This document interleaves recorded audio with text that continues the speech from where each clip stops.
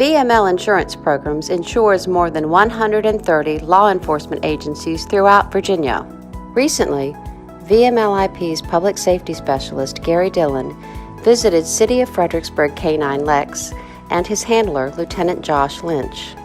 Lex is a 3.5-year-old German Shepherd who has been working with Lieutenant Lynch for 2 years. Lex is trained in patrol utility work and drug detection. This includes responding to alarm calls, missing persons, building and area searches, as well as sniffing out illegal drugs, suspects, and articles of evidence. He's trained in anything with human odor. So building searches and area searches. Go to a business or a home that's been broken into. Instead of us going inside of a building in the dark or even the light, and using our eyes to look for things, the dog goes in and uses his nose. The dog can go from that entry point and sniff somebody out exactly where they are. If somebody's hiding behind a door, their odor is building up where they are. And that dog can go in and find that odor pooling and tell us where it is. Within the last few years, the department has changed the way Lex is handled due to the changing risks to dogs. I don't put my dog in cars anymore because the first opportunity we can get into that car, we used to send our dog in. We're not doing that because of needles and then even more so now fentanyl. The department has been proactive on educating other officers on fentanyl safety and on how to treat Lex or other canines should they come into contact with the drug. Additionally, members of the city's fire department have also been trained on fentanyl safety and first aid for Lex. This is the training I give to our folks here. It's in their post-academy training. If something happens to me or something happens to the dog, these are the things you need to do. Every officer carries Narcan, and Lex's veterinarian has approved it for his use. You know, the chances if something happens to my dog, we're probably going to be in kind of a hot zone, but if all else fails, if somebody get my dog to one of them, somebody's got some more knowledge on what to do. Officer Lynch's canine patrol car is engineered for Lex's safety.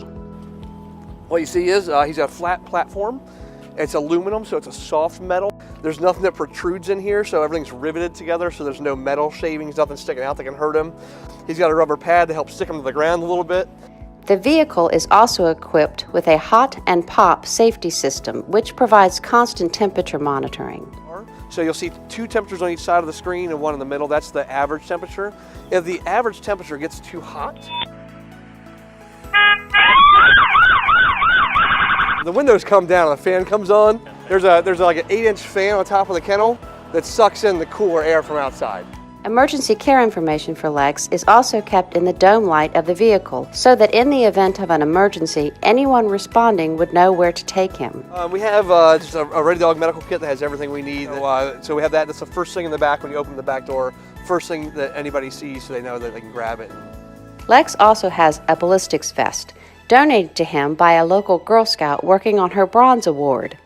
We do training with these. They don't wear these all the time because dogs don't sweat like we do. They don't express their heat the way we do.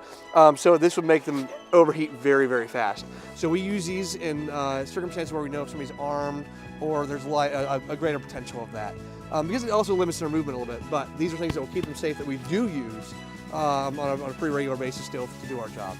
Should Lex become injured in the line of duty, his veterinary care would be covered through VMLIP's Canine Mortality and Injury Coverage, which provides for the costs of veterinary treatment for injuries as a result of law enforcement operations. The coverage would also cover the replacement cost of a canine if the dog was to be killed while performing law enforcement functions or stolen with signs of forced entry. Lieutenant Lynch trains with Lex every day, recreating scenarios or praising the dog when he's able to avoid distractions and focus. One scenario they may practice is an article search.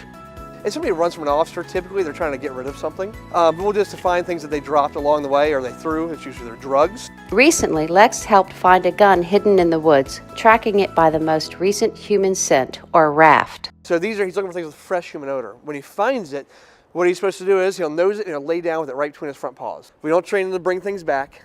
He lays down with it between his front paws so he doesn't disturb any fingerprint or DNA evidence. Where's it at? Show me. Good. Good. Additionally, Lex practices stopping a suspect using a specialized bite sleeve.